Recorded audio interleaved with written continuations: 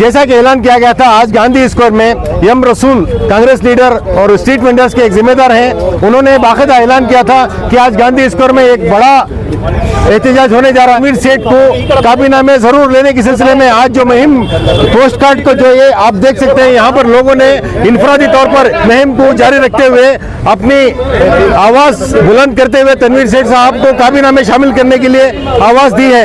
यहाँ पे आप देख सकते हैं एम रसूल के साथ राजेश और श्री कंटेया सर और तमाम लीडर मौजूद हैं। और इस तरह की मुहिम में आपका क्या ख्याल है, आपके अपने तरफ से क्या कमेंट्स है जरूर दीजिएगा, क्योंकि तनवीर सेठ को वजारत मिलने तक एम रसूल हो या इनकी टीम हो, उनका यह मानना है कि वो हरगिज खामोश नहीं बैठेंगे।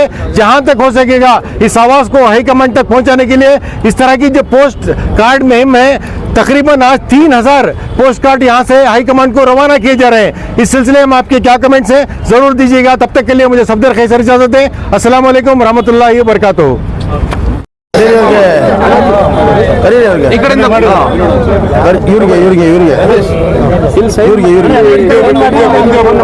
ರಾಜೇಶ್ವರ ಇವ್ರಿಗೆ ಕರೀರಿ. ಬನ್ನಿ ಮೇಡಮ್, ಈ ಕಡೆ ನಿಮ್ದು ಕೊಟ್ಟದ್ಮೇಲೆ ನಮ್ದು ತಗೊಳ್ಳೋದು. ಅವ್ರಿಗೆ ನೀವೇ ಮಾತಾಡಿ. ಬನ್ನಿ, ಸೈನ್ ಹಾಕಿ ಸರ್, ಎಲ್ಲರೂ ಸೈನ್ ಮಾಡ್ತಾ ಇರಿ. ಮಾಡಿ ಮೇಡಮ್ ಸೈನ್. ಫೋನ್ ನಂಬರ್ खाली हूँ यहाँ खाली फोन नंबर मत सही आगे चंदा देखो करो चंदा चंदा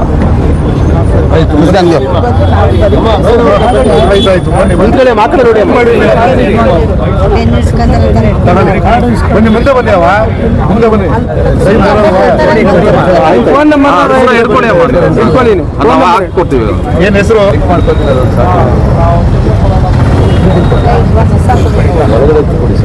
ಅದಲ್ಲ ಅದಲ್ಲ ಅದಲ್ಲ ಅದಲ್ಲ ಅದಲ್ಲ ಈಗ ಸಚಿವ ಸ್ಥಾನಕ್ಕಾಗಿ ಕೂಡ ಲಾಬಿಗಳು ನಡೀತಾ ಇರತಕ್ಕಂಥದ್ದು. ಪೋಸ್ಟ್ ಕಾರ್ಡ್ ಅಭಿಯಾನದ ಮೂಲಕವಾಗಿ ನರಸಿಂಹರಾಜ ಕ್ಷೇತ್ರದ ಶಾಸಕರಾಗಿರ್ತಕ್ಕಂಥ ಅಂದ್ರೆ ಕಾಂಗ್ರೆಸ್ನ ಕಾರ್ಯಾಧ್ಯಕ್ಷರಾಗಿರ್ತಕ್ಕಂಥ ತನ್ವೀರ್ ಸೇಠ್ ಅವರಿಗೆ ಈ ಬಾರಿ ಸಚಿವ ಸ್ಥಾನವನ್ನ ಕೊಡಬೇಕು ಅಂತೇಳಿ ಅವರ ಅಭಿಮಾನಿಗಳು ಈಗ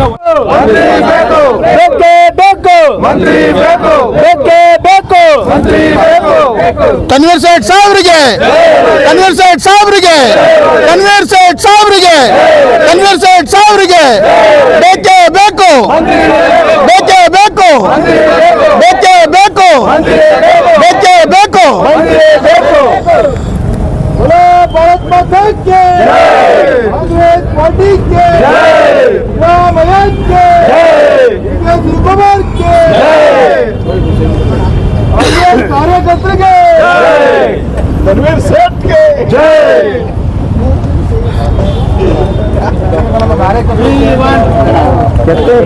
नहीं ये बैठ ले अड़ा बड़ा दोस्त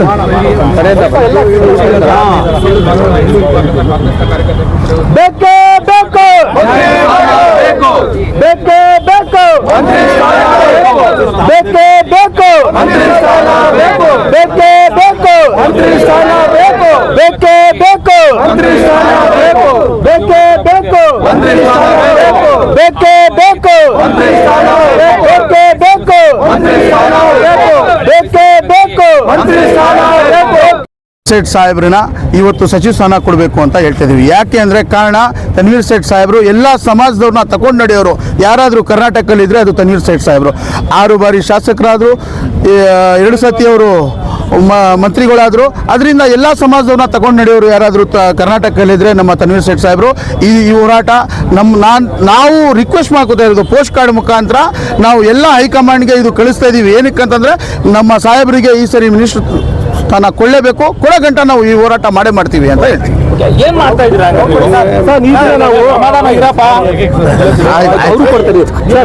ನಾವು ಈ ದಿನ ತನ್ವೀರ್ ಸೇಠ್ ಸಾಹೇಬ್ರಿಗೆ ಮಂತ್ರಿ ಸ್ಥಾನ ಕೊಡಬೇಕಂತ ಹೇಳಿ ಪತ್ರ ಚಳುವಳಿಯ ಮೂಲಕ ಮಾನ್ಯ ರಾಹುಲ್ ಗಾಂಧಿಜಿಯವರಿಗೆ ಮನವಿಯನ್ನು ಮಾಡ್ಕೊಳ್ತಾ ಇದ್ದೀವಿ. ನೋಡಿ, ತನ್ವೀರ್ ಸೇಠ್ ಅವ್ರಿಗೆ ಲಾಸ್ಟ್ ಕಳೆದ ಬಾರಿಯಲ್ಲಿ ಕೂಡ ಮಂತ್ರಿ ಸ್ಥಾನ ನೀಡಬೇಕಾಗಿದೆ. ಯಾಕೆಂದ್ರೆ ಅವರು ಸೀನಿಯರ್ ಇದ್ದಾರೆ. ಮೈಸೂರು ಭಾಗದಲ್ಲಿ ಸೀನಿಯರ್ ಇದ್ದಾರೆ ಮತ್ತು ಮೈಸೂರು ಭಾಗದಲ್ಲಿ ಇರುವಂತ ಯಾವಾಗಲೂ ಕೂಡ ಗೆಲುವು ಸಾಧಿಸ್ಕೊಂಡು ಬರ್ತಾ ಇರುವಂತರು ಮತ್ತೆ ಅಭಿವೃದ್ಧಿ ವಿಚಾರದಲ್ಲಿ ಬಂದಾಗ ಅವರು ಸಾಕಷ್ಟು ನರಸಿಂಹರಾಜ ಕ್ಷೇತ್ರದ ಅಭಿವೃದ್ಧಿಯನ್ನು ಮಾಡಿದ್ದಾರೆ. ಕಾಂಗ್ರೆಸ್ ಪಕ್ಷಕ್ಕೆ ನಿಷ್ಠೆಯಿಂದ ಪ್ರಾಮಾಣಿಕತೆಯಿಂದ ಅವ್ರು ಯಾರು ಇಲ್ಲಿ ಕಾಂಗ್ರೆಸ್ ಪಕ್ಷದಲ್ಲಿ ನಿಷ್ಠೆಯಿಂದ ಒಬ್ಬ ದಕ್ಷ ಸೇನಾನಿ ಅಂತ ಹೇಳಿದ್ರೆ ಅದು ತನ್ವೀರ್ ಸೇಠ್ ಅವರು. ಅವ್ರು ಯಾವುದೇ ಒಂದು ವೈಮನಸ್ಸಿಲ್ಲದೆ ಯಾವುದೇ ಒಂದು ಆಸೆ ಇದುವರೆಗೂ ಯಾವ ಮನೆ ಬಾಗಿಲು ಹೋಗಿ ಲಾಬಿ ಮಾಡಿಲ್ಲ. ಲಾಬಿ ಮಾಡುವಂತ ಮನುಷ್ಯ ಅವರಲ್ಲಿಲ್ಲ. ಅದಕ್ಕೋಸ್ಕರ ನಾವು ಕೊಡ್ಲಿಲ್ಲ ಅಂದ್ರೆ ಏನ್ ಮಾಡ್ತೀರಾ? ಖಂಡಿತ ನಾವು ತನಕನೂ ಹೋರಾಟ ಮಾಡೋ ಪ್ರಮಾಣ ವಚನ ಸ್ವೀಕಾರ ಮಾಡುವಂತ ದಿನವರೆಗೂ ಕೂಡ ನಿರಂತರವಾಗಿ ಹೋರಾಟ ಮಾಡ್ತೀವಿ. ಅದ್ರ ಬಗ್ಗೆ ಚಿಂತನೆ ಇಲ್ಲದೆ ಇರ್ತಕ್ಕಂಥ ಪ್ರಯೋಜನ ಆಗೋದಿಲ್ಲ. ಸನ್ಮಾನ್ಯ ತನ್ವೀರ್ ಸೇಠ್ ಅವರು ಈಗಾಗಲೇ 2 ಬಾರಿ ಕರ್ನಾಟಕ ರಾಜ್ಯದ ಮಂತ್ರಿಗಳಾಗಿದ್ದಾರೆ. ಒಮ್ಮೆ ಕಾರ್ಮಿಕ ಮಂತ್ರಿಗಳಾಗಿದ್ದಾರೆ, ಒಂದು ಶಿಕ್ಷಣ ಮಂತ್ರಿಗಳಾಗಿದ್ದಾರೆ. ಆ ಇಲಾಖೆಗೆ ಸಂಬಂಧಪಟ್ಟಂತ ಅನೇಕ ಅನುಕೂಲತೆಗಳನ್ನು ತಂದು ಸಾರ್ವಜನಿಕರಿಗೆ ಕೊಟ್ಟಿದ್ದಾರೆ. ಅಂಥವ್ರ ಮಂತ್ರಿಗಳಾಗಬೇಕೇ ಹೊರತು ಇಲಾಖೆಗೆ ಸಂಪೂರ್ಣ ಅರ್ಥ ಮಾಡ್ಕೊಳ್ಳದೆ ಇರ್ತಕ್ಕಂಥವ್ರ ಮಂತ್ರಿಗಳಾಗಿದ್ದಾಗ ಅದು ವ್ಯರ್ಥವಾಗಿ ಆಗೋಗ್ಬಿಡುತ್ತೆ. ಆದ್ರಿಂದ ಹಾಗಾಗಬಾರ್ದು. ತನ್ವೀರ್ ಸೇಠ್ ಸಾಹೇಬರನ್ನ ಮುಖ್ಯವಾಹಿನಿಗೆ ತರಬೇಕು. ಅಂತ ಡೆವಲಪ್ಮೆಂಟ್ ಇದೆ ಈಗ ಸದ್ಯಕ್ಕೆ ಸಚಿವ ಸಂಪುಟಕ್ಕೆ ಹೊಸದಾಗಿ ಸೇರಿಸಿಕೊಳ್ಳುವಂತ ಡೆವಲಪ್ಮೆಂಟ್ಗಳು ಹೊಸದಾಗಿ ಸೇರಿಸ್ಕೊಳ್ತಕ್ಕಂಥ ಡೆವಲಪ್ಮೆಂಟ್ ಈಗಿಲ್ಲ ಅಂದ್ರೂ ಮುಂದಿನ ದಿನಗಳಲ್ಲಿ ಒಂದು ಅವಕಾಶ ಬರುತ್ತೆ ಅಂತಕ್ಕಂಥ ಆಶಾಭಾವನೆ ಇದೆ. ನಮ್ಮ ಹೈಕಮಾಂಡ್ ಏನ್ ಕಾರ್ಯಕ್ರಮ ತಗೊಂಡಿದ್ದಾರೆ, ಮುಂದೆ ಏನ್ ಮಾಡಬಹುದು ಅಂತ ಜನಗಳಿಗೆ ಸಾರ್ವಜನಿಕರಿಗೆ ತಿಳಿಸಿದ್ದಾರೆ. ಆ ಮುಖಾಂತರ ಇವರಿಗೆ ಅವಕಾಶ ಮಾಡಿಕೊಡಿ ಅಂತ ಹೇಳಿ ಒತ್ತಾಯ ಮಾಡ್ತಾರೆ. ಈಗ ನಿಮ್ಮ ಒತ್ತಾಯದಿಂದ ಅನುಕೂಲ ಆಗುತ್ತೆ ಅಂತ ಅನ್ಸುತ್ತಾ? ಈಗ ನೀವು ರಾಹುಲ್ ಗಾಂಧಿ ಅವರಿಗೆ ಪತ್ರ ಬರೆದಿರೋದ್ರಿಂದ ಆಗುತ್ತೆ ಸರ್, ಆಗುತ್ತೆ, ಖಂಡಿತ ಆಗುತ್ತೆ.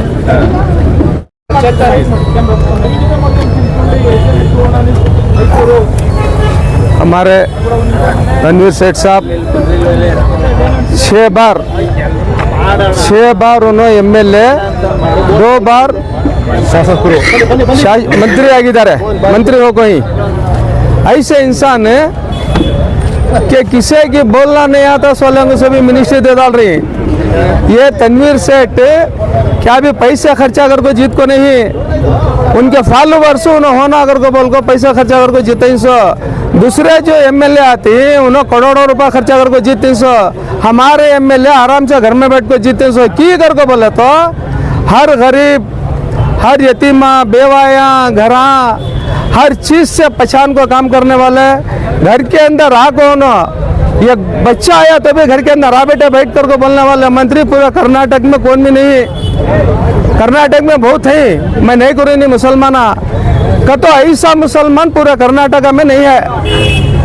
और आधी रात को रंदे इसका भी काम बंदे आ बेटे अंदर मैं क्या है कर्नाटक के अंदर कैसा भी आदमी रंदे कोई जाओ बेटे अंदर आकर को बात करने वाले. अगर अजीत सेठ 6 टाइम जीते वैसा तो रिकॉर्ड है. तनवीर सेठ 6 टाइम देखी. अजीत सेठ पार्लियामेंट मेंबर हो गई, असेंबली MP हो गई. ऐसे इंसान को मिनिस्ट्री नहीं दिया तो फिर किसे मिनिस्ट्री देते तुम्हें?